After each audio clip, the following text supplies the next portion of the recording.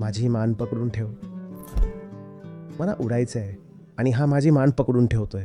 मी उडू शकतो का? नाही. मला पूर्णपणे वेढून घे. याने आता मला पूर्णपणे खुर्चीला जखडून ठेवलंय. मी उडू शकतो का? नाही. आता फक्त माझा हात पकड. मी उडू शकतो का?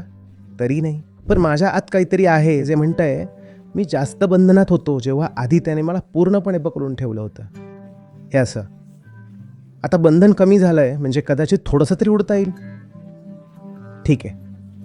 आता मला असं पकड, खांद्यावरून धर. आता माझ्या उडण्याची मर्यादा किती आहे? 0. आता तो फक्त मला मानेपासून धरतोय, अख्खं शरीर नाही. बंधने कमी झाली आहेत असं वाटतं, पण उडण्याची मर्यादा किती? तरीही 0. आता फक्त माझी करंगळी धर.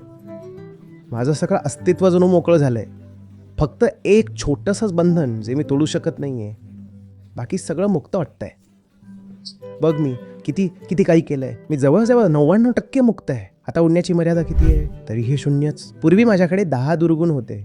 मुक्ती शक्य नव्हती हे मला समजत होतं. आता फक्त एकच गोष्ट उरली आहे, माझी वासना. आणि तरी मला सांगितलं जातं तुला मुक्ती मिळू शकत नाही. नाही साहेब, तुम्हाला समजत नाही आहे.